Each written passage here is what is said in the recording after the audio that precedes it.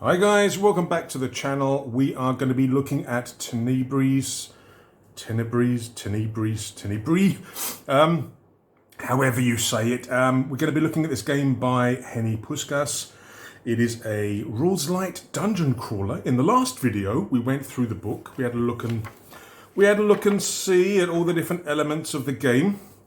In this video, we're going to have a playthrough, and to aid my eyes, and also to show on the video, we're not actually going to use the physical version of the game, which comes as like a small sort of 20-ish page black based zine. We're not going to use that. What we are going to use is the ink friendly or print friendly version that comes with the PDFs, which is a lot easier to read. Doesn't look as nice, but it is easier to read and it does show up better on the camera.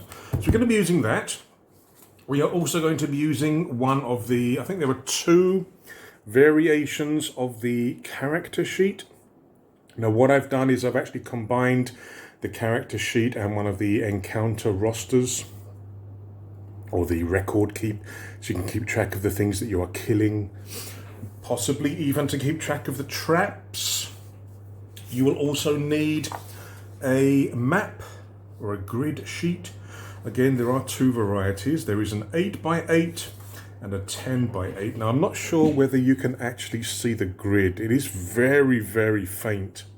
But it's okay. Once I start exploring and drawing the rooms, it will be clearer. Now, I'm thinking of doing the 8x8 because I'm not planning for this to be a huge playthrough, because I do have an amazingly high backlog of games thanks to my back. Thanks to my back problems, so I might do a short playthrough of this. So having an 8x8 area may allow me to have a shorter playthrough, but it will be interesting, exciting, hopefully, and it will definitely show you how the game's played. But there is a 10x8 variant of the grid as well, in case you want to do a larger dungeon. Another thing is, in this game, the main way of playing this game is to roll a random quest. There are 4 different quests. Now, some of the quests will benefit from choosing the larger grid, because what this will do is it will allow you more space to find things that you're trying to search for. Also, it may give you more opportunities to kind of level your character up before you face the big bad. But it all depends on what quest you're going to do. Now, I have played this a few times. Well, more than a few times, actually. This is one of the few games that I actually was able to play when I tore all my back ligaments. Because it didn't require sort of a huge table. It didn't require a lot of space and a lot of moving around. I wasn't fit enough to do it on camera, but I did play this a number of times while I was incapacitated, and I never actually got to play quest number 4, which is Save the Captured Soul of Yggdrasil. Because when I was rolling up the random quests, it was always the first one, the second one, or the third one. So what we're going to do in this playthrough is we're going to do quest number 4 by choice, because it says here, look, roll d4 or choose one. We're going to choose one. Now, before we can do that, we've actually got to roll up our character. Now, to roll up the character, you will be needing a set of polyhedral dice. Also, I think there's 1 or 2 things you need to roll 3d6 for as well. So these are all there. Now, another question is, am I going to have space to put a dice tray? Looks like I will, won't it? But I'll have to be careful when I use the dice tray. A lot of times I don't bother with a dice tray. It just kind of gets in the way. Or maybe I have to zoom out the camera too much to include it, kind of thing. But I think that should be fine as it is. I think we've got enough space there. Right, let's move those to one side, including the extremely sharp d4. And let us get started. So, character creation starts on page 2, is it? Page 3. And you've got an option. You can either select one of the pre-made characters or you can create your own. Both really fast systems. You're just rolling a set of dice. That's it. It's really, really fast. So let's roll up our own character, shall we? And again, once again, thanks to Heni for sending me this. Right, where are we? Name. Let's play a male. D8. We get a 5. My name is Vernell. I mean, you can, of course, do this as a journaling game as well. Okay. Ancestry. So what race or what species are we? This is a D6. I've got a dice tray. I'm not using the dice tray. Okay, let's use the dice tray. Let me guess. That went off the camera. Yeah, that went off the camera. All right, forget the dice tray. Let's do this. Let's do this on top here. So we get 3. So my ancestry is elf. Let's put that up here. Vernell, the elf. Now, can I actually... I should have done this beforehand. Yes, it does fit. Look at that, amazing. Okay, so it all fits on the screen. Should have tested that before we started the video, shouldn't I? Right, so we've done the name, we've done the ancestry. Right, for elf, we get +2 damage with magic spells. Now, I can actually put that down here under notes. That can be quite good, but it all depends on the scrolls that I find. So that's the ancestry. Okay, stats. You've only got 3 stats, strength, dex, and intelligence. You've got to roll for each one, so it's a D10. So strength, I've got a 7, which is a +1. Okay, so +1 strength. Dex. This is an elf, right? -2. -2 dex.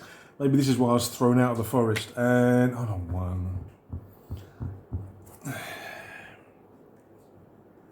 Yeah, here we go. I haven't had a bad character yet in this game. Like I say, I have been playing it a little bit while I've been sort of stuck in bed or stuck in a chair kind of thing, but I've never had a bad character. Until now, of course, as I'm recording. Typical, isn't it? Right. So we've got Vernell the elf, who's got a -2 to dex and intelligence, but he's got a +1 to strength. Okay. Okay, inventory is 10 plus strength. So we can have 11 inventory slots. Now there are more than 11 listed here, obviously, because some people are going to have higher.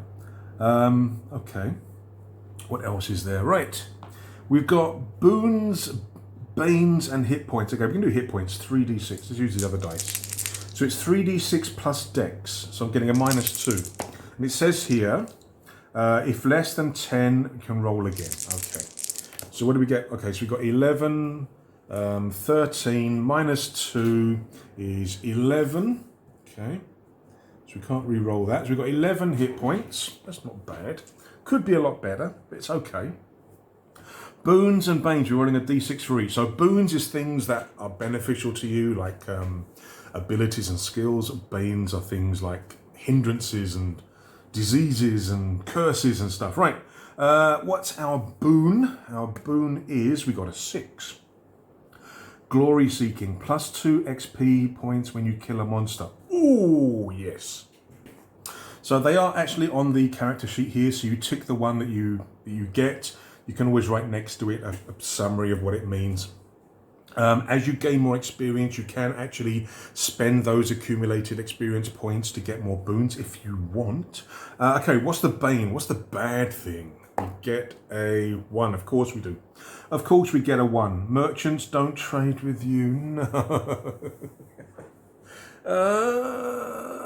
Some of the encounters are merchants and you can get good stuff, but not for us. Okay, so we're a jerk.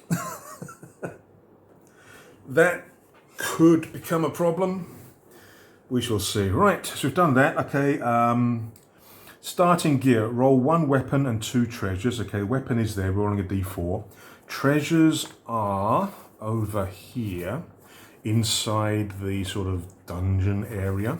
So we're going to roll on there. Okay, so 1 weapon and 2 treasures. You can decide to add +1 to your weapon roll, but you don't roll on the treasure table. Now that is... I don't think that's a very good trade, to be honest. A +1 to your weapon roll instead of 2 treasures. So, yeah, that ain't going to happen. Right, D4. What weapon are we going to start with? We get a 3. Look, 3. I'll prove it to you. It's a 3. We start with a longsword. Now, the longsword is a good weapon. Does D6 +1 damage. However, it does give us another -1 to our dex. Oh, no! Right, we've got to do treasures now, me. Okay, before I get the treasures, is there anything else? You start the game with D4 luck tokens. Yeah, luck can be good. We get 2. So 2 starting luck tokens. These can be discarded to re-roll a roll. We get 1 random magic scroll, okay. And we have our torch where we have to choose our difficulty, okay. Okay, so as I've been playing this game, I've been using a D10, which is like the standard level of difficulty. I'm thinking for this, I'll try D8. So we're going to be using a D8 for our torch, for our timer, and our level of difficulty. Just ranking it up a little bit. So we got to roll for a magic scroll and a treasure. Okay, so we'll go to the page with those. Here we go. So we get a magic scroll, so I'm rolling a D10. We get a 6. A scroll of switch. Change a boon or a bane to another of your choice. Okay, choose a boon or a bane to another of your choice. So I can use this scroll to change jerk into something else. Now, you can't have animal companions. Might be more useful. Okay, well, I mean, let's just see. So we've got a scroll, a switch. I'll think about that because I can do it at another time. Right, we've also got 2 treasures. So this is a D20. And the first is a 1. We got a 1, of course we did. Right, we'll get the ones out of the way now before we critically fumble with them later in the game. A rope with grappling hook. You can cross the chasm without a DR save. Yeah, one of the special rooms I think is a chasm. So that will be useful in one specific circumstance. But apart from that, it's no good at all. So we've got here rope with grapple. Okay. Now we do only have 11 inventory slots. I've got to be careful because the quest that we're going to be doing, I need 1 empty inventory slot. What was the other treasure? 19. Elven earrings. The Howling Hollow has no power over you. Okay, so both my treasures are for very specific rooms or very specific special rooms. The Howling, is it the room? No, hang on. The Howling Hollow is a trap, I think. But it'll allow me to avoid that, which is extremely useful. So I'll put here Elven earrings. Okay. So I should be okay with the chasm and I should be okay with the Howling Hollow, which is, yeah, it's one of the traps. Where if you fail the DR, you die. Die for good. No resurrection or anything. So, okay, so that's that done. Easy peasy. Now, we will move on to the quest.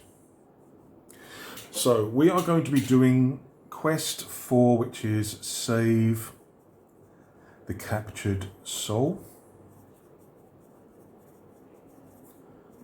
Okay, which is number 4.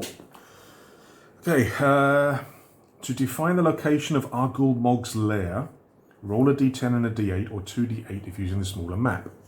Mark the square on the map where the 2 numbers interact, yeah, X and Y. The crazed sorcerer Argul Mog has captured the king's first mage, Yggdrasu's soul. You have to kill Argul Mog and free her. Free Yggdrasu, not free Argul Mog. You have to place the soul in a magical box, requires 1 inventory space, and bring it back to the king. So with this quest, you've got to find the boss, kill the boss, take the soul, and then escape the dungeon's well. So we've actually got to backtrack out of the dungeon's well to complete the quest. If you survive but lose the box, empty or with the soul in it, the king executes you. Yeah, so this is one of those situations where it doesn't matter what you do. If something happens, you die. Now, this can actually happen. I mean, one of the things I've come across in my previous games is there is a creature that steals random items from you. I think it's the bugbear or something. Is the bugbear? No, the kobold. Is it the kobold? No, hang on. Barb devil, that's the one. It snatches a random item. So if I would come across a barb devil and the random item that it takes from me is that box, then I just fail the mission straight away and I need to run for the hills. But there you go. Right, Argul Mog, DR 14. Again, I think DR is difficulty roll, I think, or defense roll or something. 14's pretty high. 32 hit points. Okay, so damage. Okay, that's that. The numbers there aren't actually the damage. It just tells me which attack they're going to use. So on a 1 to 3, they attack using a fire blast. On a 4 to 6, they use a holy hand. Holy hand or unholy hand? Fire blast does D6 plus 2 damage. The holy hand heals D4 hit points back. Oh no. How many hit points have I got? 11. Yeah, I need to boost myself up a lot before I go there. But we are going to be using the smaller map, the 8x8 in this case. Right, so where is the boss? So we'll go X then Y. So X is 3, 2. So the boss is actually in there, in grid 3, 2. 1, 2, 3. 1, 2. So if I start here, there's a chance I'm going to go there too soon. So I'm thinking that I'm going to enter here because you've got 4 different entrances that you can enter the dungeon. So I'm thinking that I want to start as far away as possible so I can boost myself up before actually ending up there, because this is a bit too close for comfort. So I think we're going to be starting in this entrance here. Now again, I have my standard wooden token with a little bit of blue tack on the back.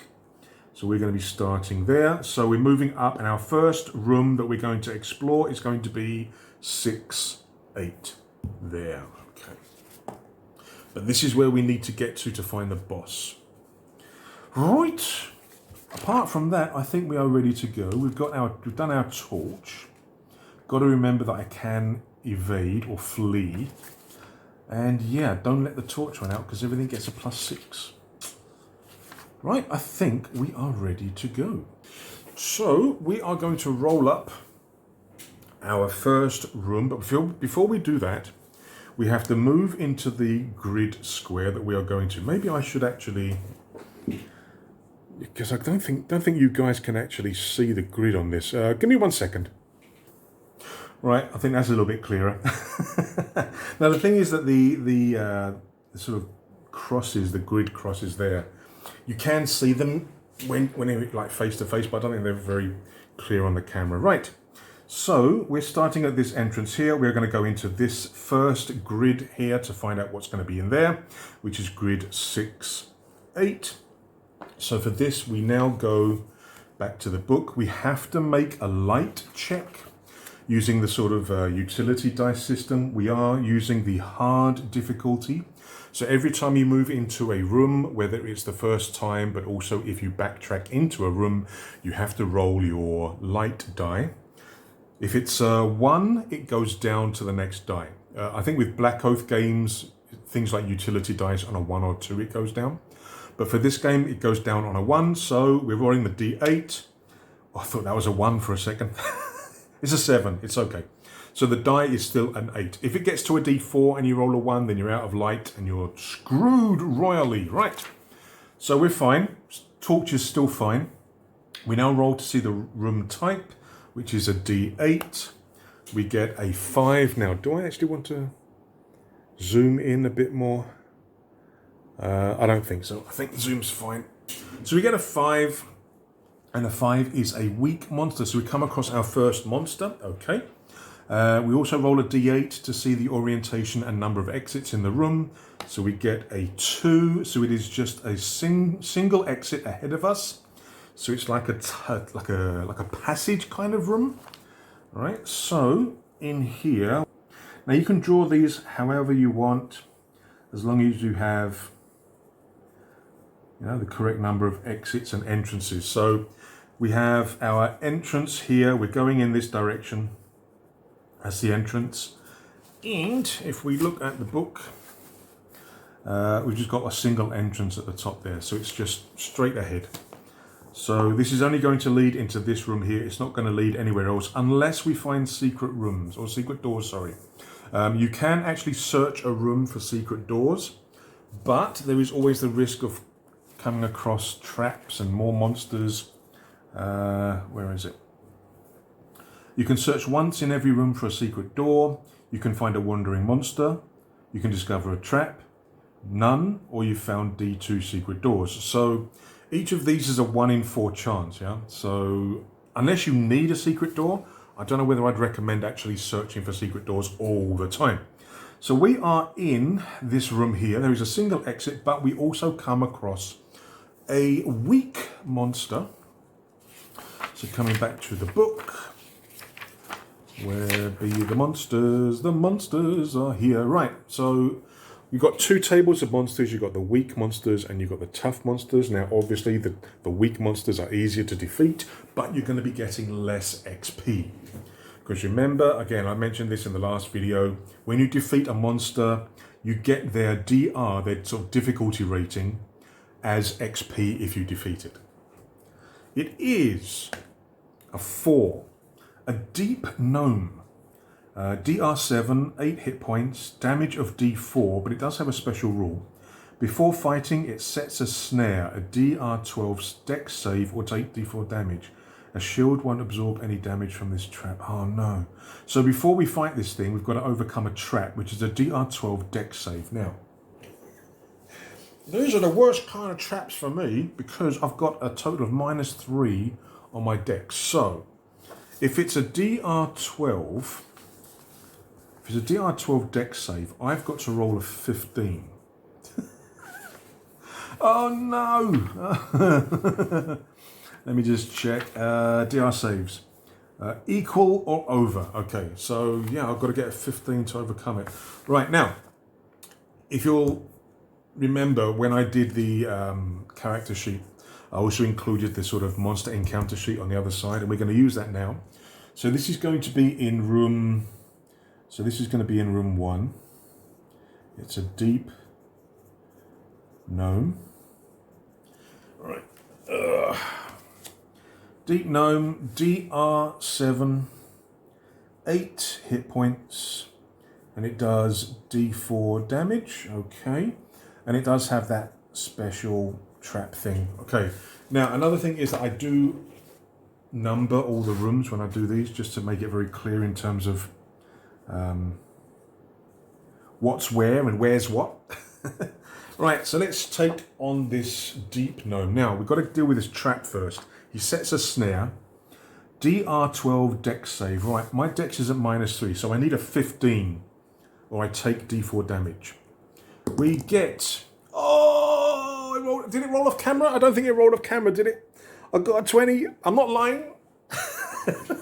This is to balance the 1 I had earlier. But yay, we critically succeeded. Now, in terms of standard DR saves, not combat, you don't get anything for a crit. You don't get any bonuses or anything, yeah? It just means you've succeeded. But we do overcome the snare. Excellent. So, that's lucky, I suppose. But now we have to fight the thing, right? So, for combat, it's very simple, very fast, and I do like it. I do like this system. You roll a d20 plus your strength. We have a +1. Compare with the monster's DR. If we roll a natural 1, we take double their damage. So this guy's doing D4. So if I rolled a 1, I'll be taking 2 D4 damage. This is double damage. So would you roll the D4 and then double it? Or would you roll 2 D4? It's just doubled, isn't it? So I'm thinking you roll the D4 and then double the result. Okay. Under the DR, player takes damage. Equal to the DR, both player and monster take damage. Over the DR, we deal damage, and a natural 20, we deal double damage. Okay. Each roll counts as a round. Can be important if we've got some kind of scroll power. Right, let's do this. So we're getting a +1 to the roll. So we need to roll we've got to get over, right? Because if it's equal, we both take damage. So I don't want to get a 7.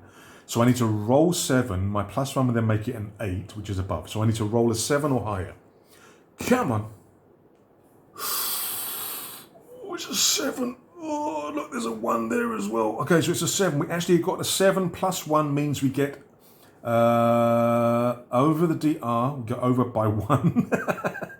So we deal damage. Now, our sword does D6 + 1. Okay, let's see how lucky we are with this.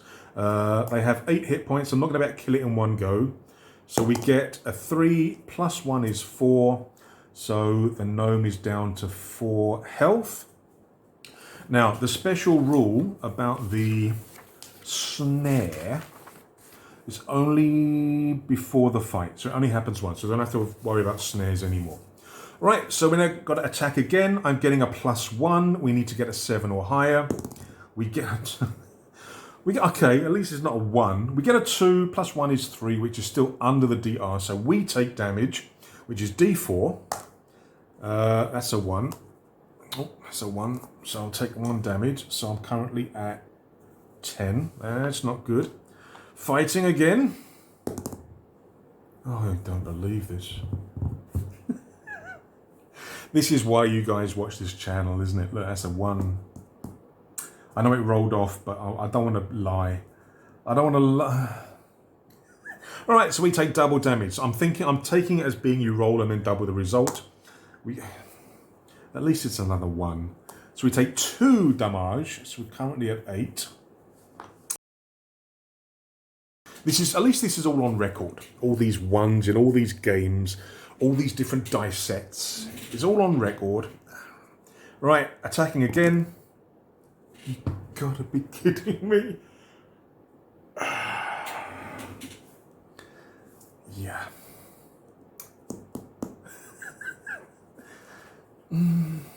Go on, laugh. Laugh, laugh. Everyone laugh, everyone laugh. That's a 2, so doubled is 4. I'm going to die in the first encounter. So I've got 4 hit points left. Come on. Okay, we got a 19. So we hit, oh, if only it was a 20. It has to be a natural 20, I think, to get the double damage. So we do normal damage, D6 +1. Okay. Oh, no. Okay. Let's do the character creation again, shall we? Right, it's still there. Still there. 8 +1 is 9, above the DR, so we do our standard damage with our sword. We get a 5 +1 is 6. He goes down and dead. Rip. Okay, so we do get 7 experience points. Now, 7 experience points, you can't do anything. You need at least 10 to do anything. And one of the things you can actually do with 10 experience points is to heal fully, which would have been very, very nice. I think in this game, I don't think there's any sort of resting or sort of going out and coming back in kind of thing. So you're kind of stuck using experience to kind of heal yourself, unless you can find scrolls or potions. So we need another 3 XP before I can use the heal. Oh my god, I'm down to 4. I'm down to 4 hit points. Oh no. Well, that's 2 D21s in a row. That was a 4, wasn't it? Yeah, 4. Okay. All right. Let's continue. Let's continue with this amazing dungeon crawl that I'm really not showing off properly, am I, with all the 1s and everything? Right, so we're in this room. We've cleared the monster in this room, so there's nothing left in there. Now, there is a legend. Again, I think I mentioned this in the first video. There is like a legend sheet, or in the book there's a legend page, which does have sort of symbols that you can use in the different areas.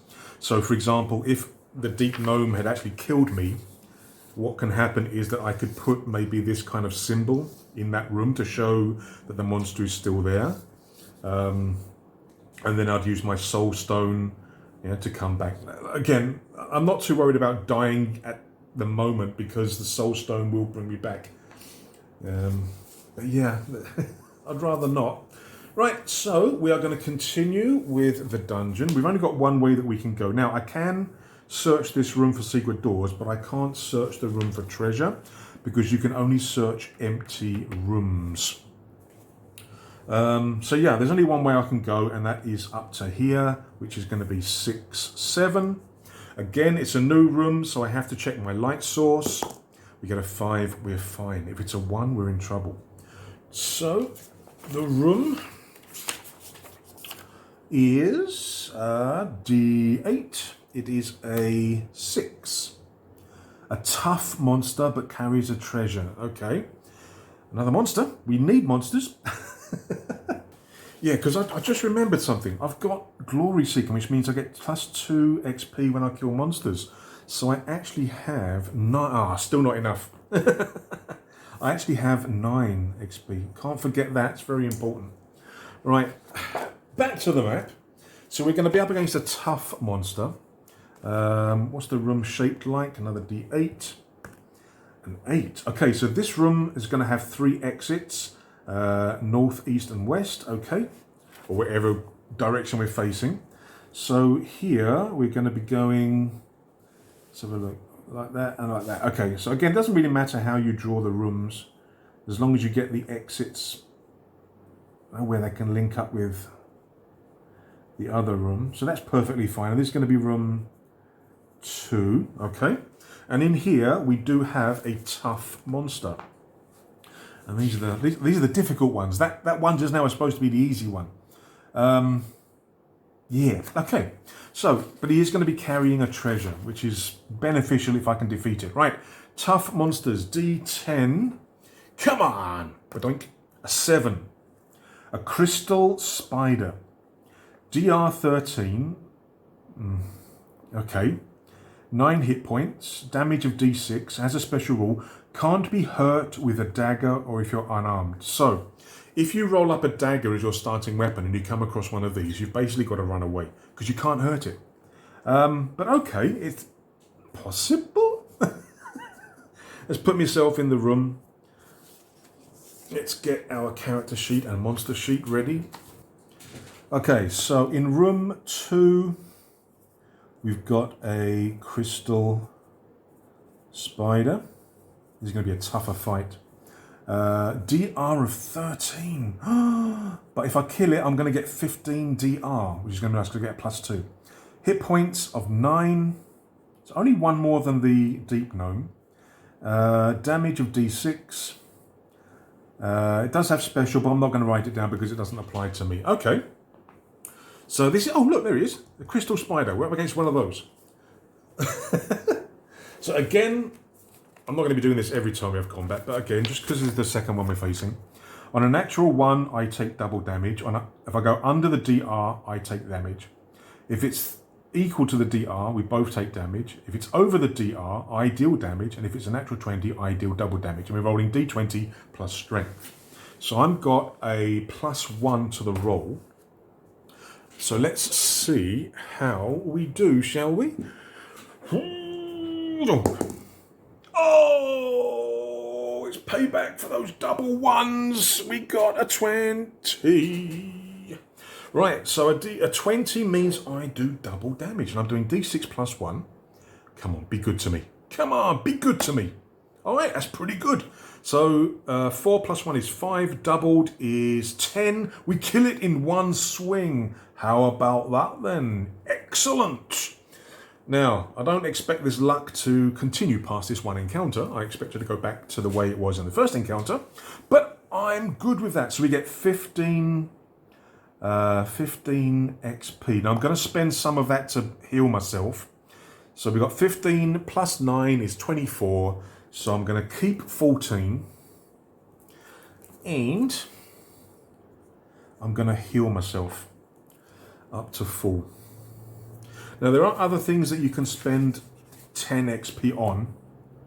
I can increase my current and base hit points by D4. Actually, that could have been useful. But no, it's too low. So if I roll a 1, it'll become 12 and 5. No, sorry. Or you can increase a stat by 1. Yeah, but I think if my health was something like 7 or 8, I reckon I might have increased the current and base by D4. But I think it was too low. I think I had to heal myself fully. But I do have another 14. I could actually use another... Yeah, I could use another 10 points. I mean, 20 points is really nice, but I'm thinking that this early in the game, it might be worth spending another 10 points because I've got 14 left. So increase current and base hit points by D4 or increase a stat by 1. My stats are really bad. Increasing by 1 isn't going to make a huge amount of difference unless I do it to strength.